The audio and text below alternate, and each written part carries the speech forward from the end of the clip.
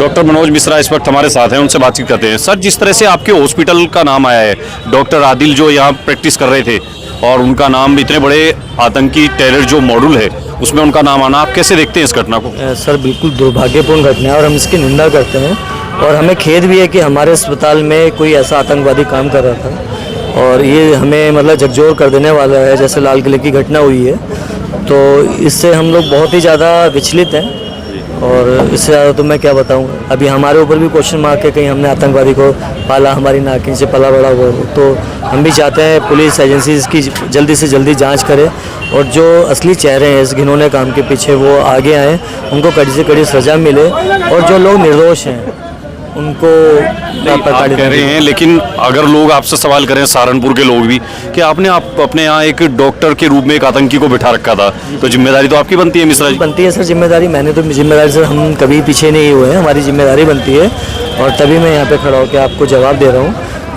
जब रिक्रूटमेंट किया तो उनको कितने दिन से इस हॉस्पिटल को चला रहे हैं? सर हम चला रहे हैं 9 जून 2023 से।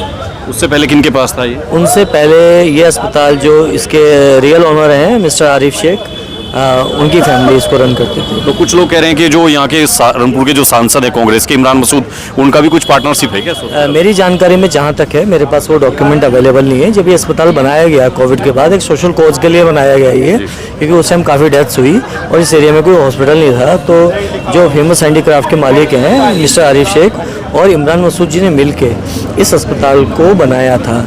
लेकिन आगे चल के इमरान मसूद साहब इस पार्टनरशिप डील से बहुत दूर हो गए थे। उनका या आरिफ शेख जी का इस अस्पताल के से कोई लेना देना नहीं है। लोग रन कर रहे हैं जो नैतिक जिम्मेदारी बनती है इसमें, यदि सजा के भी भागीदार हैं तो सर हम हैं। नहीं, ऐसा तो नहीं कहीं पॉलिटिकल प्रेशर में आप ऐसा बोल रहे हो कि? डॉक्यूमेंटेड है, हमने एजेंसीज को दे दिया है। प्रॉपर हमारा MOU है, रजिस्टर्ड लीज है हमारे पास 2030 तक के लिए। और मैं भी पढ़ा लिखा व्यक्ति हूँ। डॉक्टर आदिल जो है आपके पास आए होंगे, जब इंटरव्यू वगैरह हुआ होगा या कैसे उनकी यहाँ अपॉइंटमेंट कैसे हुआ था? मैं बताता हूँ सर। एक तो अगर आप मेरा वर्जन लेना चाहते हैं तो आपका 370 हटने के बाद चीज़ें काफ़ी सारी नॉर्मल हुई थी। जे बिगड़ी है पहलगाम जो हुआ तब उसके बाद तो। और हमारे यहाँ एक डॉक्टर ज़मीर अहमद हैं देवबंद से, उनके भाई हैं शफीक रूबानी, उन्होंने हमारे अस्पताल में सैकड़ों सर्जरी करी है। वो कश्मीर से बिलोंग करते हैं। उन्होंने सजेस्ट किया था इनका नाम? नहीं, मैं बताता हूँ इनका नाम किसने सजेस्ट किया था। हमारे यहाँ डॉक्टर अंकुर चौधरी हैं जो पहले वीवरोस हॉस्पिटल साउथ दिल्ली रोड पे थे।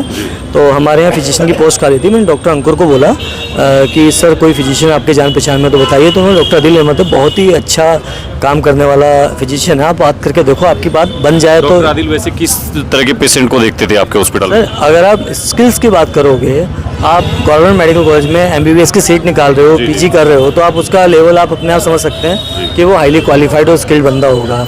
कैसे उसका ब्रेन वॉश हुआ, कैसे वो आतंकवादी बना, ये सब तो जांच का विषय है, वही बता सकते हैं। लेकिन एज ए डॉक्टर अगर आप हमसे पूछेंगे तो वो एक बहुत मतलब स्किल्ड डॉक्टर था। बहुत जल्दी 3-4 महीने में शक ही नहीं हुआ, मतलब उनकी एक्टिविटी कभी इस तरह की आपने नोटिस नहीं होता तो आज शायद मैं यहाँ ना खड़ा होता। ऐसा अगर पता होता। लोग बता रहे हैं, जैसे पता लग रहा है कि जम्मू कश्मीर के कुछ लोग उनके पास आते थे, ट्रीटमेंट के लिए आते होंगे या उनसे मिलने जुलने। ऐसे तो बंदा कोई अस्पताल चलाना है, ऑपरेशंस देखना है, ठीक है। हमारे यहाँ सारे क्वालिफाइड डॉक्टर्स हैं और कौन उनसे मिलने आ रहा, कौन नहीं मिलने आ रहा, उसकी जानकारी हम लोगों को नहीं होती। एम्प्लॉई हैं सर, इतना तो उन पर आप नजर रखेंगे कि कौन कौन? किसी के चेहरे पे तो नहीं लिखा कोई वांछित है, ठीक है। और अगर पता होता तो हम जरूर बताते।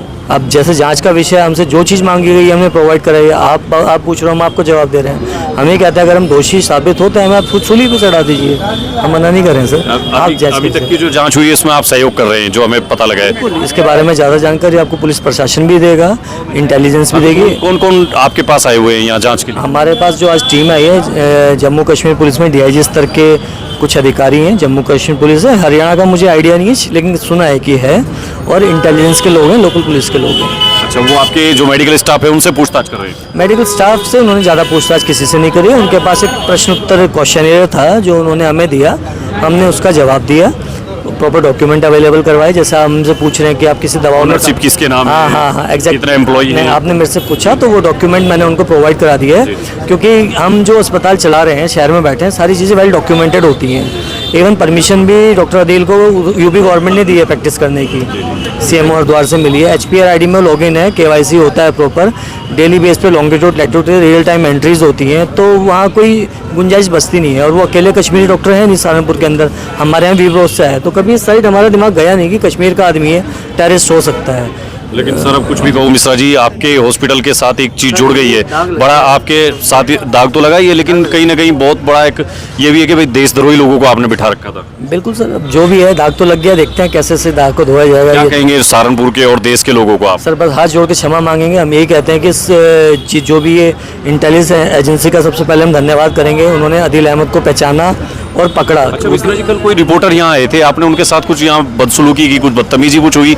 वो यहाँ रिपोर्टिंग करना चाह रहे थे, ऐसा क्यों हुआ? उनका नाम है मिस्टर चौहान है, नवीन चौहान। नवीन चौहान जी। आज मिले हैं वो मेरे से। एक्चुअली मेरा जो काम है, मैं यहाँ पे कल था नहीं, मैं देर शाम में यहाँ पे आया हूँ।